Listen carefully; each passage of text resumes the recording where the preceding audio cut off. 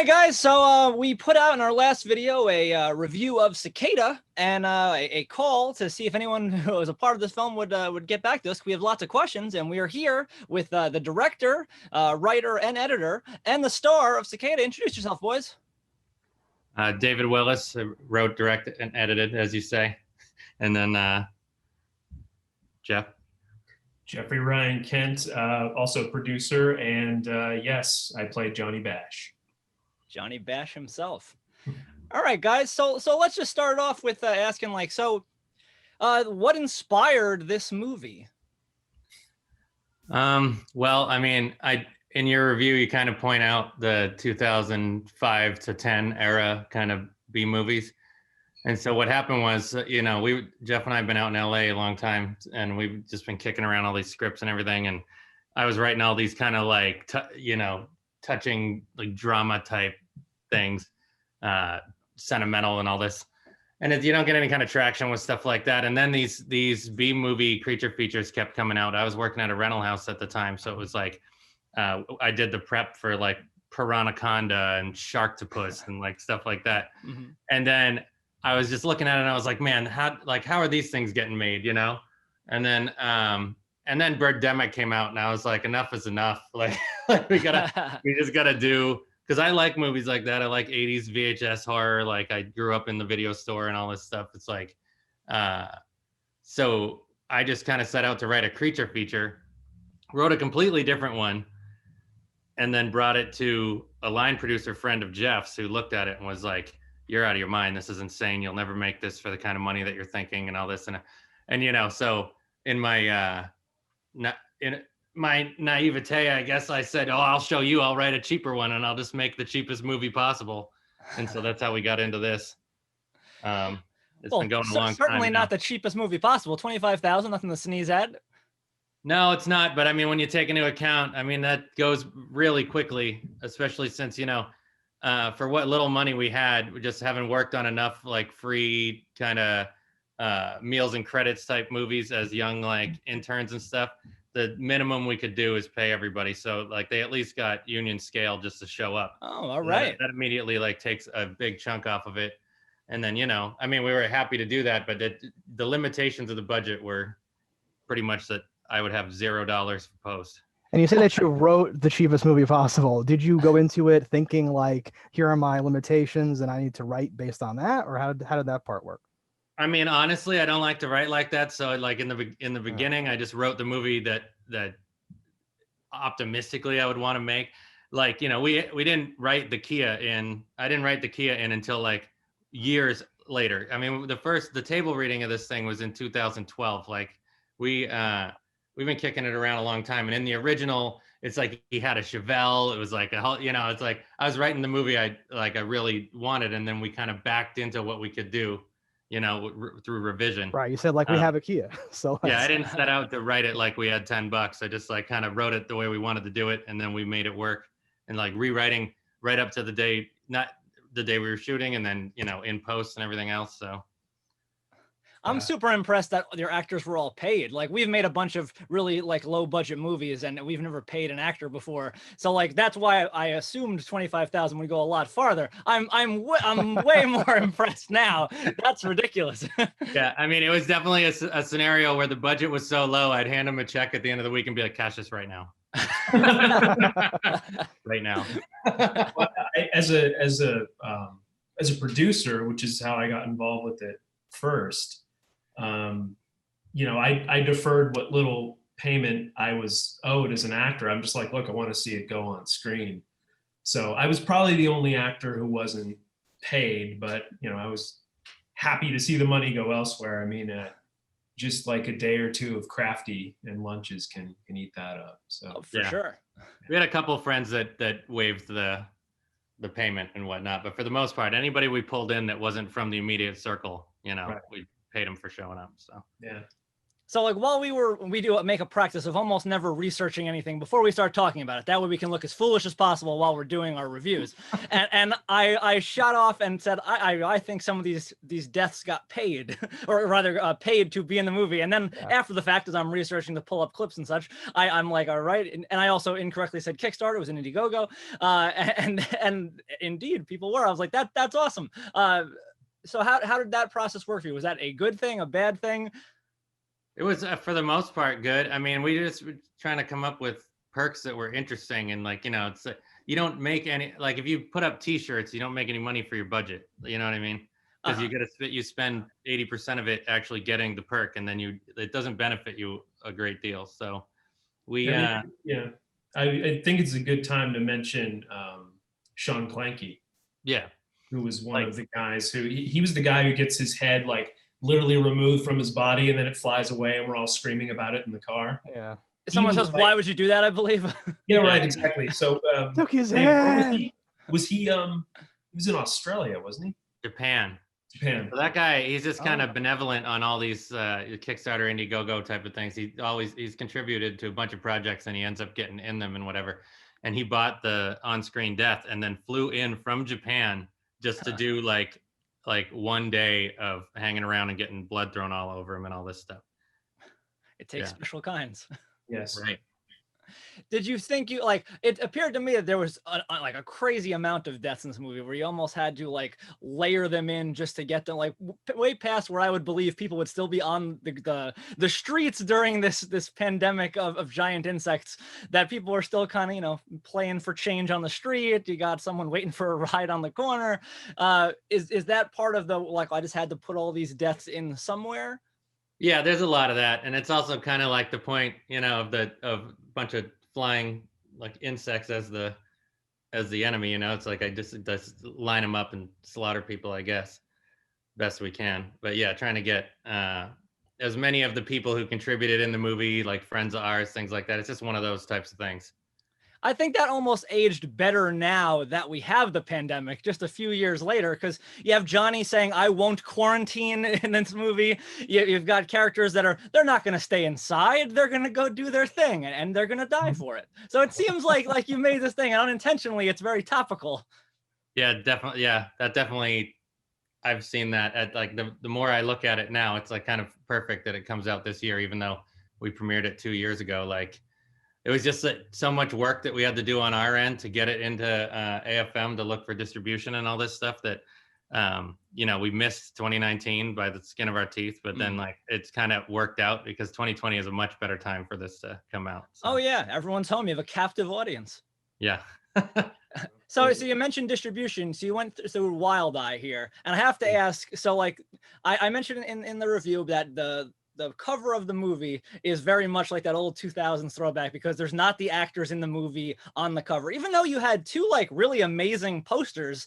You have that cartooned one and the one where it's just a compilation of people, which I think both honestly would be a better cover ultimately for your movie to sell what it is. But the Wild Eye is known for having their like really amazing photoshopped covers. Was that them doing that? Yeah, I mean, it's definitely got the snakes on a train vibe for me, but it's like, you know, it's like when they showed it to us, we were like, they're like, oh, you can't tell anybody, but the distributor's got a mock-up. You want to look at it? And we're like, yeah. And we look at the poster and I was like, just assumed that those people would be replaced at some point. But then, you know, it's interesting, like with such a low budget like this, I'm not entirely clear how it works, but I just think that like they're out there shopping a lot of movies in the same kind of range, like in their portfolio and stuff. So we don't really have necessarily a clear idea what's going on, like as we go. It's just like you sign up with a distributor and kind of cross your fingers, and you know, it's been working out so good, so far so good. But no, we have no control over the current kind of marketing. But we're doing some of our own. But yeah, like that poster is like, yeah, like. I mean, it's rad. It's not anybody that is in the movie, but yeah, it screams to a different movie. It got spat out of a computer algorithm that said like, this is what the cover needs to be. Yeah. Well, also, it's like I say to people, I'm like, that's what the movie would look like if I had $100,000 instead of $22,000, $25,000. You know. Or something. if you could actually afford, like Josh Brolin's Stuntman, which I'm pretty sure. Yeah. So you have the VHS come out that had the original cover. I think that sold really nicely. Like, it looks like what you would think this movie would be, the thing you'd pick up on like a rental shelf. Yeah, that's more of that's because we made that and that was a perk. And so like that amazing cover art is this illustrator Eric Service hit us up in the campaign, and he did you did those 3 posters together. He did the 50s kind of B movie giant bug one, and we loved it. And I pitched him the concept of the group shot, and then he just nailed it. And he was nice enough to let us use it for pretty much no money. And so we put it on everything. We get it on T-shirts, and I did the VHS cover, the DVD cover that like went out to contributor copies only. Like that has that one on it. So the VHS is like I only made 10 of them. It's like a handful for contributors and a couple for us, and that's it. That's very cool. I saw you had some troubles with the transfer originally. Onto VHS? Yeah. Yeah, that's getting from, I mean, we shot the movie in 4K, which is ridiculous. But I just had this feeling like, I don't know which way it's going to go. This is going to take forever. And it's like, everything's going towards 4K. We have the ability, let's just do it. But then it's like, you're taking that 4K and bringing it all the way down to 480 interlaced.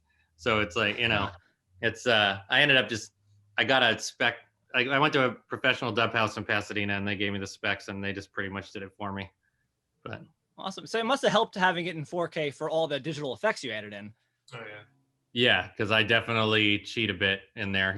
I mean, there's we're running and gunning, so it's like might miss a shot here or there, got to pop in, do things like that.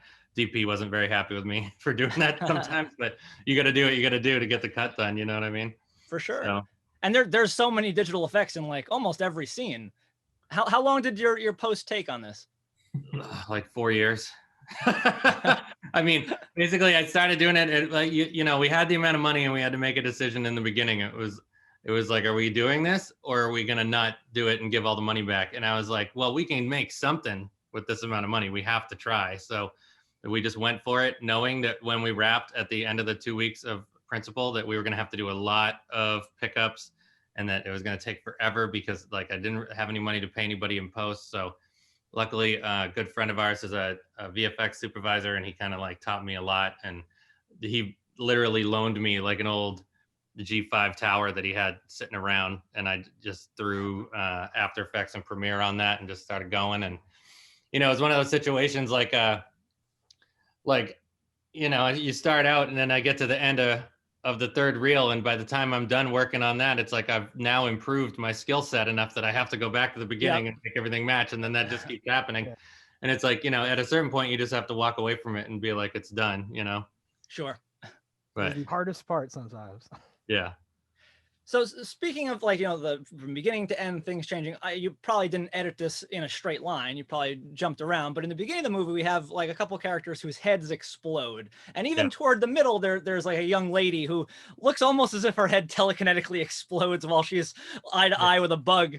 So like the head exploding thing kind of made its way to more like people getting bashed in the head. But with the head exploding stuff, what exactly was the mindset there of what is happening? Like just from the inside of the writer, what was happening that was causing heads to explode? I mean, honestly, it's just because I wanted to do it. That's the best answer. It's just like the scan, like the scanners thing, the famous scanner shot. Like we goofed on that in the Indiegogo little shorts that we would do for like back then. We were doing them on Vine. And like Vine and Instagram, and so we're doing that, and then just a bunch of them got written in because I figured like if we're gonna do this, like I know how bad the effects are gonna be, like we might as well be as ridiculous as possible, So, and it was just like a cool way to kill them off because you don't want to kill every single person off with like getting jammed in the neck, even though we do that quite a bit. It's just trying to come up with other ways, and so my thing was like maybe like the sound, like ramping up that cicada sound to the point that it's like, and that's it. It's kind of like Independence Day, right? Sure. Yeah. Sure. So, it's funny. So you mentioned the sound. So like are there cicadas in California? I don't know about bugs and stuff. Yeah, there are in Palm Springs, but them being in LA is total bullshit. I made that up because that's where we have to shoot it. So So the cicadas by us are just constantly making a chattering, screeching, loud, like annoying ass sound. And, even someone in our comments suggested it's odd that there was never a like sonic death from their screech. Yeah. Was the noise ever a thought? Yeah, I mean that's kind of the intent behind the one that you're mentioning, but I mean if it doesn't come across, then it's fine. It's just, but yeah, I'm from New England, so I remember a couple of times having like cicadas come out or whatever, but no, there's none of that over here. It's just. Yeah, a lot of them aren't in city limits. I mean, they're definitely not like the type that you'd find in your part of the country or like in the South. Like those things are terrifying. Even the ones we do have out here are not, nothing really to speak of. So you had a soft goal for your Indiegogo. You ended up with 22, and your original want was 30. Am I correct there? Yeah. So what do you think with that extra 8, had you got it, what would we have seen differently? I mean, honestly, I do think that in the aggregate, like all the like out of pocket stuff that happened after principal photography, we definitely hit 30. So I think this is about what I expected from that, but I can't imagine we could have done anything for any less, And that's the rough part of a soft goal. Yeah, but had we gotten it, let's say we got to 30 and then we ended up spending the out of pocket stuff that we did inevitably do. I don't know. I mean, I think some of that money might have gone towards some of the, struggles we had in post. Maybe it would have gone to some music clearance kind of stuff.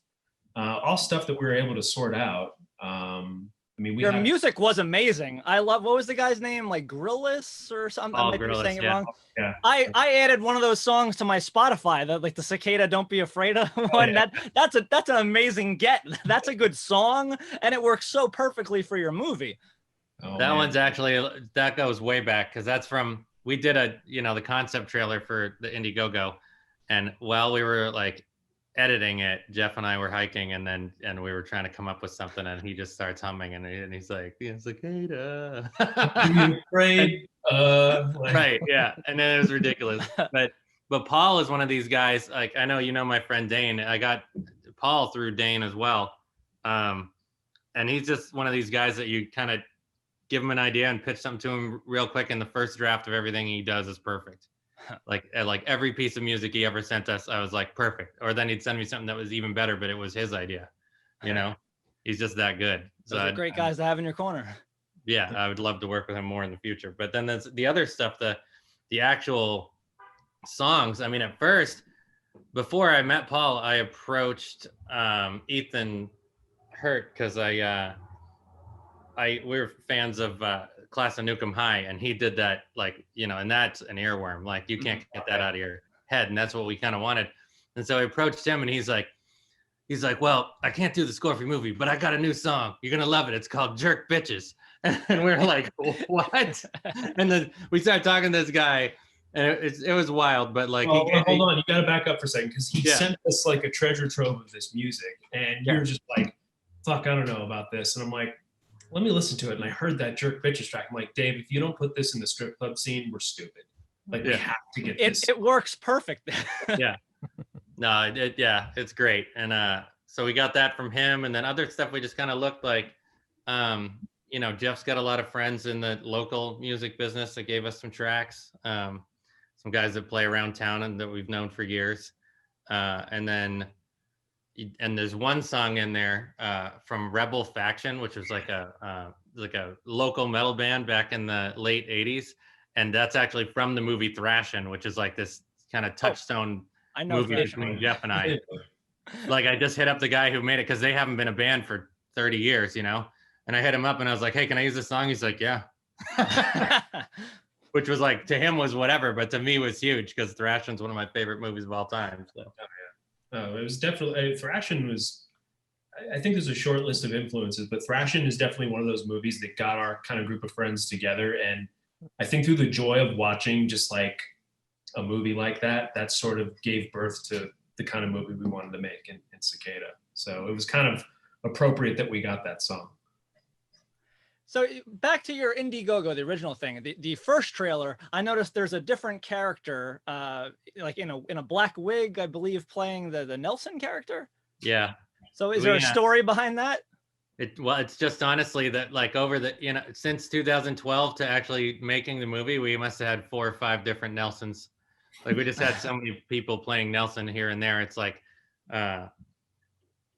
we wrote it for one guy and then he didn't want to like, he came to the table read and killed it, but we just didn't want to do it in the end. He was like a stage fright thing. So then I was going to have my buddy Andy do it. And then on the day when we were doing the trailer, like he had to leave, he like had a family thing. And then, so we, then we grabbed my buddy McLean, who's the guy you're referencing. He would just happen to be there helping out because he's our VFX supervisor friend. And he just like kind of jumped in and saved the day to put the wig on and just do it. And then, but he was never really going to, like, he wasn't going to do the feature. He's got too much stuff going on with his own career and everything. So, does he work on Walking Dead? He does, yeah. So he lives in Atlanta now. And then, what do you call it? But Mike Nielsen is an old friend of Jeff's and mine from like web series stuff that we used to do. Yeah. And he's just hilarious. So, Jeff, as soon as we were looking for a Nelson to do the actual feature, he said Mike, and I was like, yes, like obviously. Yeah, and I like that character. Yeah, no, he's hilarious. I had written another short with a friend of mine. She directed it. She went to AFI, did the Woman Directors Fellowship, and she had cast this guy in like this little role, this little funny role that we had. And I'm like, oh God, this guy's hilarious. We have to do something else with him. So I'm glad he came back because. And honestly, I'd love to see the guy do more. Like he's incredibly talented, but he's kind of backed away from acting the last couple of years. I would have liked him to live. I watched this. I watched your movie a couple times now, and today I was rewatching it to like get it back in my head for this talk here. And I made an alternative ending. I was like, there should be a deleted alternate ending where he lives and him and Bash hook up, and the end is them just in a wheelchair walking through the park. Because it seemed like you grew upon that character as it went further. Like it seemed like they became fast friends, and he kind of ignored the girlfriend in favor of Nelson for a while. So I was like, maybe something's happening here. Yeah, that's definitely intentional. But yeah, I'm sure he would have liked for his character to live too. But I would hope so. And also in the Indiegogo trailer, you were the bum. Am I correct? Was that you in the tinfoil? Yeah. That's just another one of the, that's another one of the, like, we barely had enough people on hand on the day we shot that to complete it. Like, so I had to get in and do it. Like, and when I wasn't doing it, I'd be holding a bounce card or like, or the boom or something. We were all just cycling through like, and of course we had this super sketchy lift rig that we made from harnesses and parts from Home Depot. So we had that whole thing to operate, which took like 3 people. So what did it run through the rafters? Yeah, actually, I waited until everybody was gone from the rental house I was working, and I drilled a hole in the steel I-beam, and then we rigged it up. But my boss, cool. I was the guinea pig too. I was there when I drilled the hole. He's like, "All right, put the harness on. Let's try this out." Just a bunch of sandbags and stuff, trying to balance out my weight. It was insane.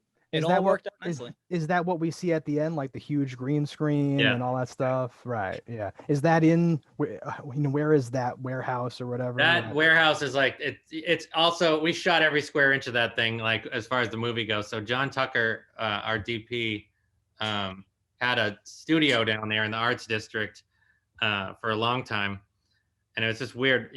I was location scouting for the movie, and one morning I just got up and I was like, I know where there's warehouses to shoot in. And I just drove straight to that neighborhood. And it was the first building I saw that I was like, that's pretty cool. And there was a number on it. It's like, film here. And I called him and we had a meeting with him, and he thought we were nuts. Cause he was like, the amount of effects you have in this thing, you're out of your mind, but like, I'll rent you the place. And then he's like, do you have a DP? And we're like, no. He's like, well, I'm a DP. And we're like, okay. And yet, so he was down to do it and had all the equipment that we needed there and everything, like other than what I was getting from the rental house that I worked at the time. And, a lot of it was shot there, but the earlier trailer was actually done in a rental prep bay at my old job in Hollywood. It was the same rig that we ended up doing in the warehouse. If I remember right, I think in the warehouse we had there were metal beams that went across the ceiling. I'm pretty sure.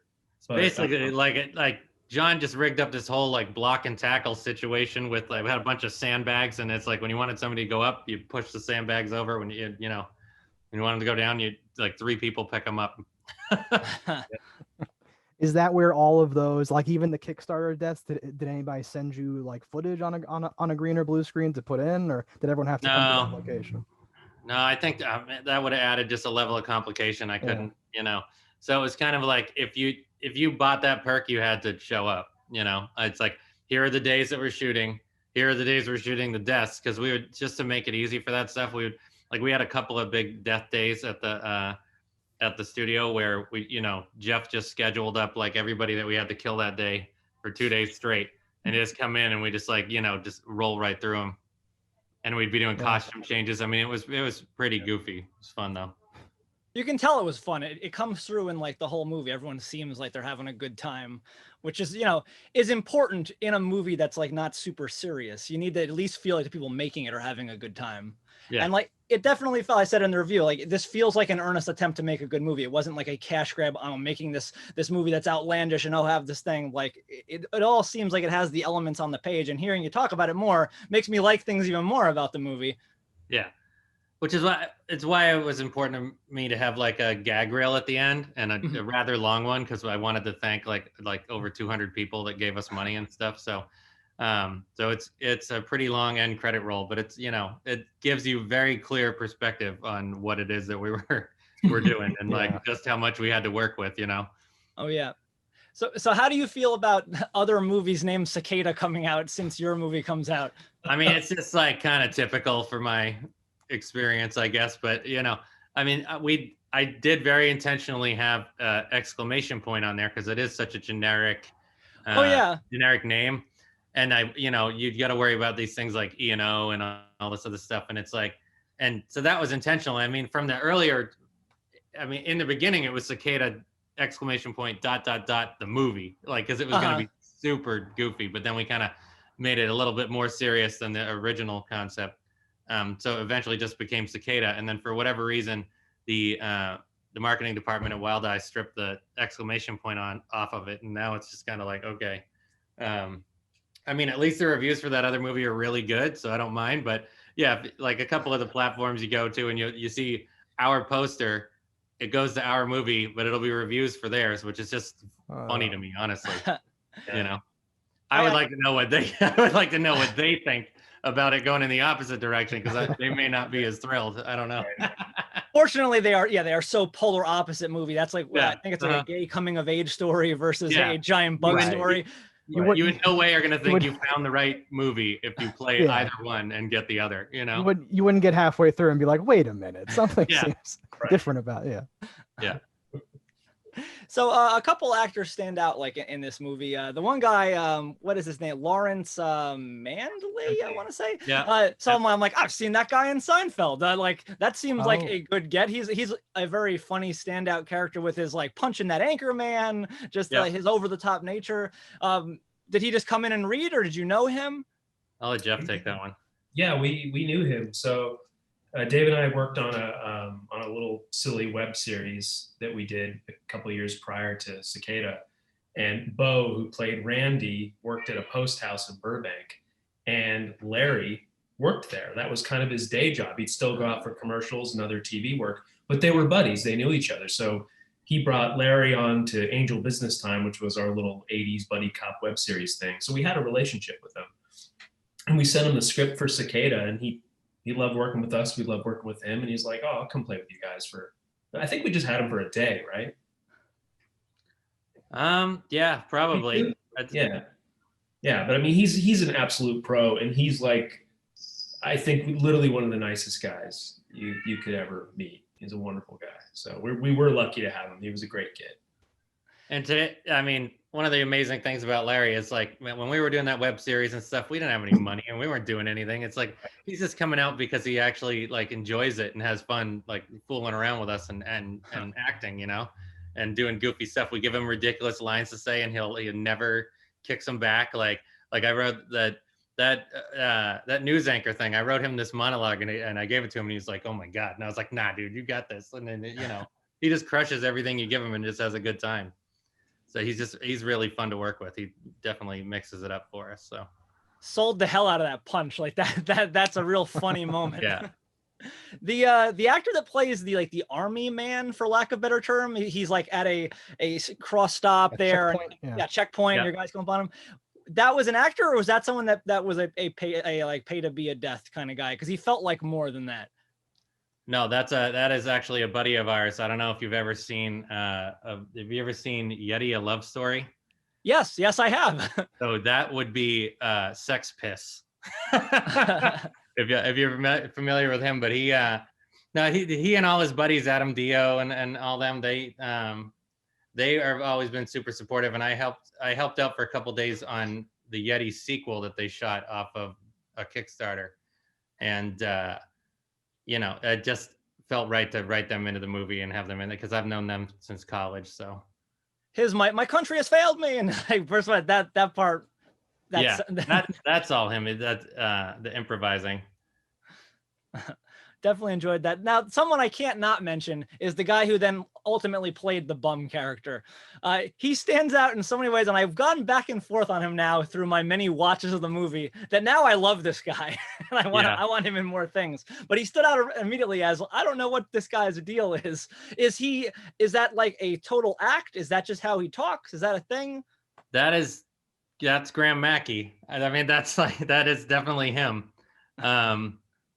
There's like a challenging scene to shoot for me, but like we had it all turned out okay. And I think it's one of the odder scenes in the movie. Anything that he's in is like, like for whatever reason, so bizarre that you're like, what is going on? And that amuses me for some reason. But it definitely, that cadence and kind of mumbling thing, that's just all like what he brought to it. So yeah, and he's a lovely guy, but he, like when we were having one of the screenings of the movie in 18, he was like using his phone to shoot the screen, and we're like, Graham, we'll give you the movie. He was pirating his own scenes at the screening. I was like, man, you're gonna get a copy. We're good. Yeah, he's a hoot. So I can't believe we've gotten this far into the thing, and I didn't mention. So our Johnny Bash character's voice drove me nuts, where I didn't know what I was watching, and now I've talked to you for this long, and I'm like, that's not your voice. So you were doing like a character for this character, because we were watching it like it's overdubbed. I have to imagine, or you're like a ventriloquist man. Was that a choice, or was that through an error? Like, was it just loud on stage at some points? Because certain characters don't seem like they have an overdub, and your character is so wildly like humorous in their dub, and I need to know more. Just unpack that for me, please. Of course. Well, you're mostly right. So we had various audio issues for different people throughout the movie. So it was a practical decision as much as it was an aesthetic decision to go, okay, let's do overdubs on certain characters, mine being one of them. But let's, we'll do it in such a way where the characters are even more exaggerated after doing the VO. And one of the influences of it was, I'm sure you guys are familiar with Danger 5, Australian series. Like they overdub all their stuff. And it gives it this sort of like, otherworldly, exaggerated quality. So when it came time to do Johnny Bash, I was like the last guy to go. Bo had already gone and done Randy, and he chose this great like grovelly kind of thing. Yeah, he's a one-liner the whole time. Yeah, exactly. And I was like, oh shit, that's really good. That's what I would have done. He took the cool one. I'm like, so what do I do? And Dave and I were talking about it. He goes, just, I want you to sound like you're kind of puffing your chest out and sort of you're exaggerating your own abilities, because that's who the character is. So I came up with something that was like, the only way I can describe it is like a mix of Bruce Campbell and John Wayne. Like, and it kind of sounded like this. Now, the stupid thing on my part was doing that for Dave, and Dave's like, oh, I love that, do that. Trying to keep that up for several hours in a recording. He literally would be like, oh, this hurts. Oh, it hurts. Yeah, it sucked. Big breaks. Yeah. But but you're right. I mean, what comes out of it is this completely ridiculous thing. And, I played Johnny Bash, I mean, it sounded like my voice sounds now, but a little bit more of the bravado. So it was more of a like, you're telling me those bugs are bombs, stuff like that. But with the over exaggeration, I think it just adds a whole other level of what the hell are these guys doing? On multiple watches, it definitely jumps out. Like, things kept grabbing me that I loved that I didn't realize the first time I watched it. And I think that that's super important to have a movie that grows on you. Because now I've watched it, I think 4 times in the last like 2 weeks. And today's watch, I was laughing. There's a part where it's a very simple thing of you putting a seatbelt and it won't come out. But just what you slide in over that it's so funny because like your mouth moves like so minimally and this long line comes out. And I was cracking up.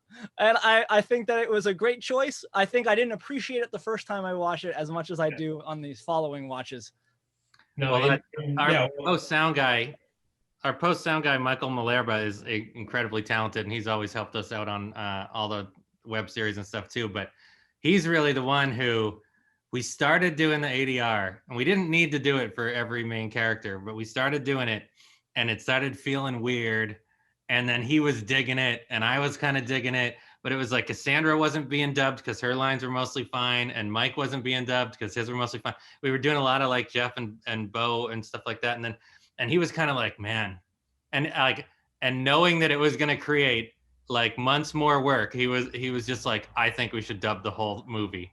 And then we just thought about it, and I was like, he's right. Like, we have to do it. Like, now that he said that, we can't not do it.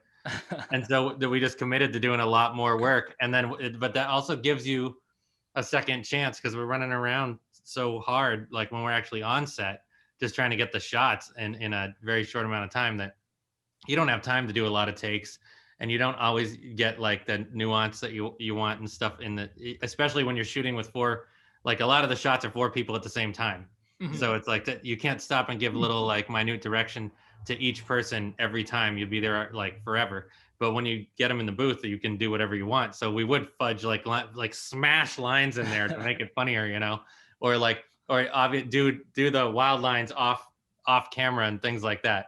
And then playing around with the the tone of the voice and the inflection and stuff. It's like, I mean, it was one of the most fun parts about making it, honestly. No, and it also, I think it breathed new life into the process, because by the time we were doing the VO sessions or the ADR sessions, I should say, we were tired. Like, this was kind of mid 2018, and we're like, we just want to finish this thing. But we had so much fun doing that it kind of breathed new life into the movie. And I'll give you an example of one scene, and you guys called this in your review. But the kid who played young Johnny Bash was not an actor. He was just somebody who could play baseball. And his performance wasn't great, but we expected a lot of him. And we also just got poor audio. So we needed to dub that.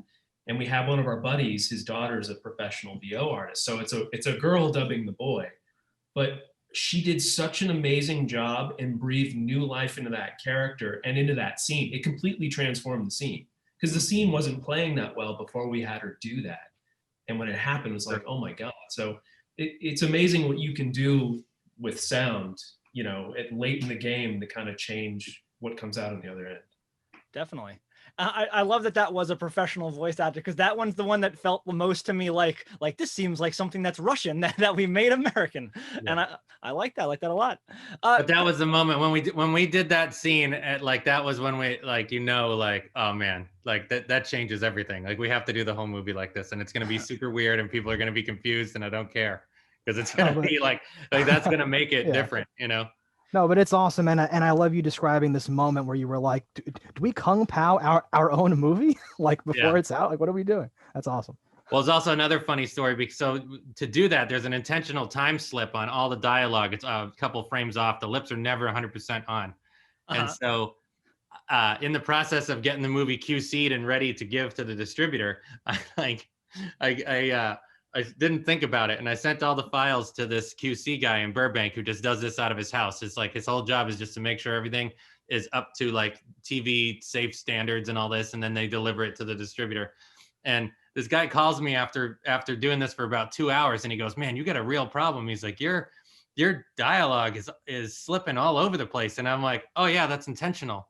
and he's like, it's what? And I was like, it's intentional. And he's like, you did that on purpose? And we're like, yeah. He goes, well, I wish you would have told me that before I spent 2 hours of my life sitting here making all these notes about how you're off in every line of dialogue. And he goes, I'm just going to write artistic choice and leave it as it is. And I was like, okay. The guy was mad. So he's creating like timestamps, like, no, this is off. He's like, this is off, this is off, this is off, because I forgot to tell him that we slipped the whole movie. You know? Oh man. Which is technically a QC fail, I think. But if you write artistic license, then you can just get away with it. Get away with whatever you want. Yeah. I have to ask, how many puppets were there involved in this movie? Only 3. So, or no, 2, 3. I think it was 3. I mean, Fred, Big is one. the hero puppet. He's the big one. Okay. Then Dave made a little one that could actually move. Yeah, it moved, and it actually had some like mechanics inside. That's the only one that survives. Unfortunately, the big bugs. I mean, you got these things. Like, I don't want this in my living room. You know what I mean? And so I like. Oh, should have sent it to us. We hoard shit. Right, but I stuck it up in my attic in Burbank, and then I went up to get like the Christmas ornaments one year or something, and mice had like completely eaten the thing down to the wire frame. Oh. So it's gone. But my mom has the nymph one with the mechanical arms. That's like. Is that the one that gets stabbed with the pen? Yeah, that one is safe in New Hampshire. Until wait, the one that got stabbed with the pen though, I think was the third one, because I think we had like a smaller one that because that's the one we do the guts and the wings and stuff with, right? Because that's the same one as the puppet one. I just we called just that filled guts into the bottom. Yeah. Yeah.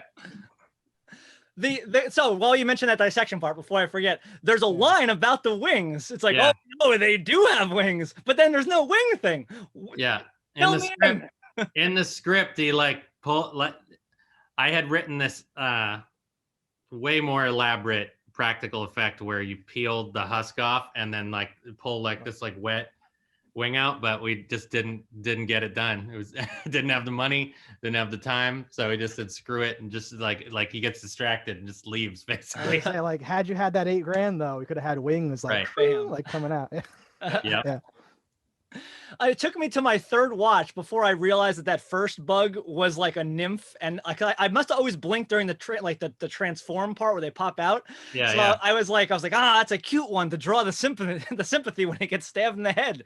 But Right. yes, then I know I'm like, oh, idiot, that's the baby, because someone in our comments was like, it looks like a nymph, and sent me a picture of a nymph thing. I'm like, oh, those are adorable. All right. Yeah.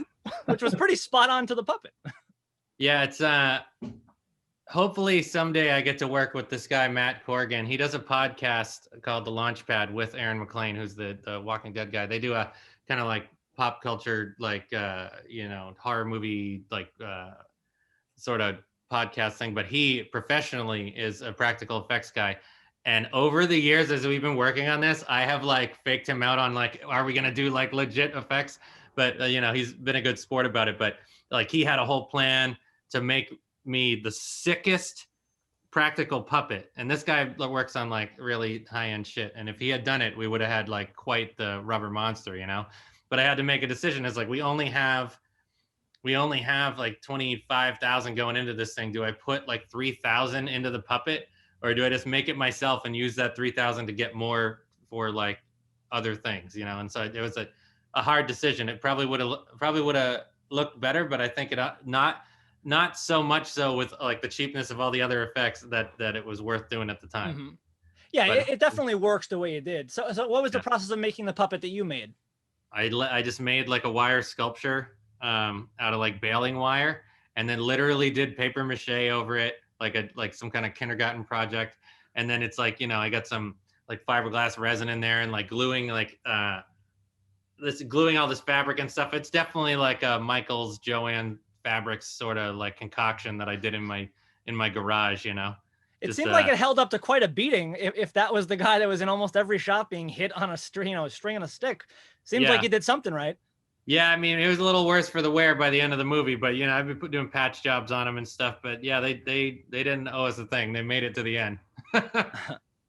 I have to ask, with the explosions of them, so like they have the sugar in them, and they can explode on impact and stuff. I would have loved you to add one death, and maybe in the sequel, where somebody, you know, does the Johnny Bash and hits it and just explodes, because that's an impact. Oh, and like kills them on the spot. On the spot. Yeah, that's a good one. I like that. It detracts from the feasibility of the ending, but I still like it. That's good. Well, someone's saying like, I know what to do. I saw him do it, and then immediately killing himself. All right. Yeah. But yeah, because he hits it just right. Yeah. Well, and they don't all explode because they haven't all fed. They're not all full of their explosive sugar. Right. So it tracks with an in-canon explanation. I like that. So you see them tunneling like crazy throughout the, you know, at the end and the beginning of the movie. I would have liked some like from below, like Tremors kills too, because it seems like they have that power. Yeah. No, that's good. All stuff for the sequel. As I keep mentioning the sequel, do we have any plans for a sequel of this movie? I mean, honestly, not at the moment. I mean, if somebody wanted to fund it, I would write it. But it's just, you know, making this thing really sucked a lot out of me for a lot of years. So, I mean, and I love it, but like the process, the way in which I did it, the only way I could go into another movie with this level of effects, like this many shots, would be to know that we had like the funding to do the post-production right, you know? And if we had that lined up, then sure. Yeah, so it would be like an Evil Dead 2 situation where it's like, okay, here's the better budget to go and actually sort of remake all the stuff we like, but then add all that cool stuff you guys are mentioning. I mean, if that ever happened, I'd definitely be game for it too. And you have to play your own twin, because that's what happened. Funny story. I am an identical twin in real life. Oh my God! So for the flashbacks, we could actually do it. Exactly. Yeah. I'm picturing, and Lee mentioned this in our review, we do it like a Tremors thing. So the sequel, they've now been, you know, in the ground more. They come out, you could probably get away with less effects and just use a bigger puppet. So I sent you a mock-up of what my version of 2 would be, you know, in form of a poster, you know, Cicada 2, Electric Boogaloo, where they're just, they're people-sized thing with like, you know, the talons. I think you could get, you know, a lot more bang for your buck if you just have a dude in a suit, you know, and then you have Wild Eye give you a crazy poster, you get away with the Cicada 2 title. I always love a movie that is just the name of the villain, one word, and it is an animal, an insect, a monster, etc. You've already got that going for you. I think no reason not to go ahead, move to. Let's get some funding, people. Anyone watching this, send some money. You got a PayPal? Yeah. I mean, I will say that over and over again, I would look at John, the DP, and just be like, the next movie's a guy in a suit. Like, guy in a suit, just rubber monster chasing people and killing people. So much simpler, you know? No, yeah, just like a head and hands or something like that. And then otherwise they're, you know, like clothing, like they're trying to blend in, like in Mimic, but it like Mimic, sell it all, and everyone's just like, that's obviously a bug. Like, what are you talking about? And just yeah. But you have some you know, new couple, maybe a bartender saying, "What do you mean? He's here every day." He has like a pint glass in his hand. So are there any other projects on the horizon for you at the moment? I mean, it depends. I'm writing some new stuff, and that we have other things that are finished and ready to go. Like the thing that got us into this mess in the first place was this script called Chupacabra, which is a super chupacabra. Like you have piqued my interest, sir. Yeah. So we wrote that. It's funny that you called Robert Rex a fake Danny Trejo, because he's kind of like exactly who I would want to be in this movie now that Danny Trejo is like a little older. But, you know, back in like 2010 or something like that, I wrote this this B movie that's a lot more like those kind of Piranaconda type style. You know, it's like mutation of a giant chupacabra in the Yucatan Peninsula in Mexico, and then it attacks Spring Break and like kills everybody on the beaches and stuff like this. So it's like that one's a lot of fun. I honestly think that it's funnier, and I think that, I mean, it would be a lot of fun to make, and it's ready to go. It's just one of those things we're kind of like getting all our eggs in the basket right now and trying to figure out like what it is that we want to do next, you know. But that's been on the back burner forever. I would shoot that tomorrow. I think hot off the presses here, you know, that's the one to run with. You know, you already have this, you know, backing here. People enjoy what you're doing through Cicada. I think you could roll right into a similar project, keep that audience happy. Yeah. Less bugs. Exactly. Well, because in the Chupacabra script it's just one. Just Or one that one mutated to like a point that it's like unkillable. And then there's this sort of Danny Trejo-esque hunter protector of the forest type who is the only guy that can get this thing and stop it from killing everybody, you know? So it's like, you know, he's my Quint. All right. You know? So I think I've nailed almost all my questions I have today. Lee, do you have any follow-up questions you have to burning with you? Oh, you know what? I have one last thing. The actress who played Cindy, there's a mention of her in the show House. Was that just for fun? Because we couldn't find that thing. Honestly, I was just thinking, that's funny that you thought that she was. I mean, she's done some acting and stuff and hosting and things like that. But it's literally just like me coming up with dumb shit for a strip club DJ to say. I kicked around a bunch of different lines, and that was one like in college we used to make lupus jokes because House was like all the rage back in like 2004 or whatever, you know. Mm-hmm. So somehow that made it in there. Let's say there's a couple of jokes in there. Let's just say don't write time-specific jokes and put them in a movie. You never know how long it's going to take for it to come out.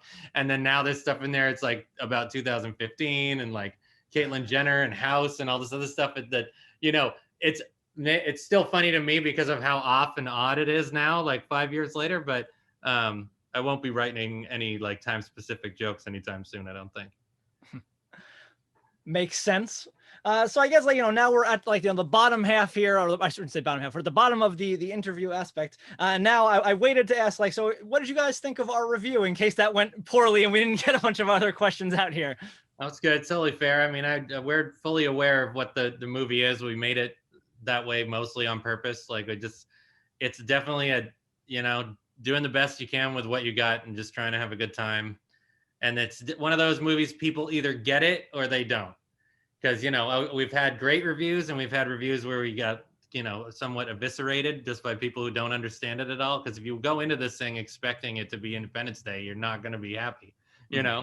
But it is what it is, and you know, we stand by it because it's, you know, it's just like a lot of hard work from a group of friends that's been together for, you know, 15, 16 years now. So yeah, I thought it was. That. I agree with that. I mean, I enjoyed watching the interview, but just the fact that two guys spent 40 minutes like really doing the deep dive on our movie was just flattering enough for us. And, you know, duly noted on the stuff where it's like, yeah, I am kind of like a poor man's Jeremy Piven. I get that a lot. You know, but it's funny. I mean, I was cracking up the entire time. It's really kind of a nice feeling to have it out there and have people just kind of give their take on it. And, you know, we're certainly grateful for that and grateful to do this interview. We're very glad that you reached out. This is super fun. This is the first of our, we have scheduled a bunch of directors to do these types of talks, but have not actually initiated any of them. So you are the inaugural first directors, actors that we're talking to about a movie. I think it went well. I enjoyed the movie. I like it even more now that I have a little more insight into the movie itself.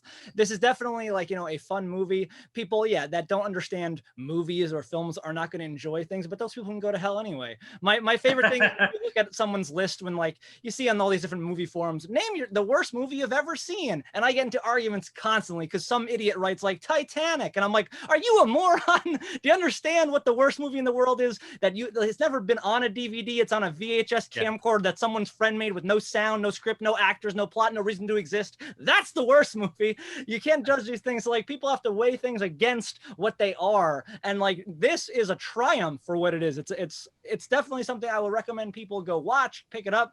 It's cheap as hell. $10, buy it. What are you people doing? Like, don't rent things, don't watch things online. Buy DVDs, physical media. Keep people in business.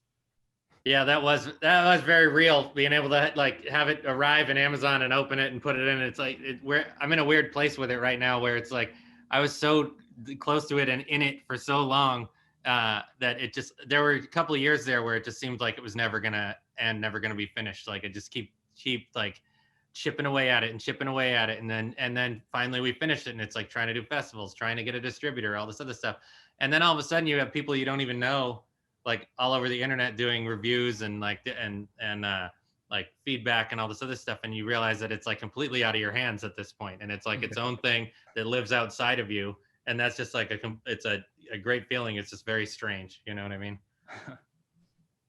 But definitely, you know, it's a good time. I think that's pretty much everything we've got to say here tonight, boys. Thank you again for being here. Yeah, thanks for having us. Yeah, good stuff. Yeah, Thanks for thank you talking very to us. much. Either of you have any plugs or anything you want to say before we close out? We're good at the moment. If anybody wants to make Super Cabra, they can definitely hit us up. We're ready to go. Yep. Get your copy of Cicada on DVD on Amazon, or you can watch it digitally there too, and a bunch of other VOD platforms as well. And of course, not to be confused with the other Cicada, which I'm sure is a fine, classy film. It's just not. I'd say watch both. Yeah, why not? You should watch both. Compare and contrast. Do a Put up videos. comparison. 100%. All right, guys, thanks for watching. Let us know in the comments what you thought about it. Don't die in a fire, and we'll see you next time. If you want to support the show, head over to cannibalvideo.com, pick up some merch. And if you haven't already, hit that subscribe button. That's all right. Yeah, that's something. Whatever. Fuck these motherfuckers. Oh, this is awesome. Oh, he's already starting on the beer. Shit, I was gonna wait until noon, but I guess you've been going. It's good. It's 12:03. Right here. Cannibal Video has everything you need. A wide array of VHS and DVDs. We ate the competition, now it's only us. Our expert staff opinions you can really trust.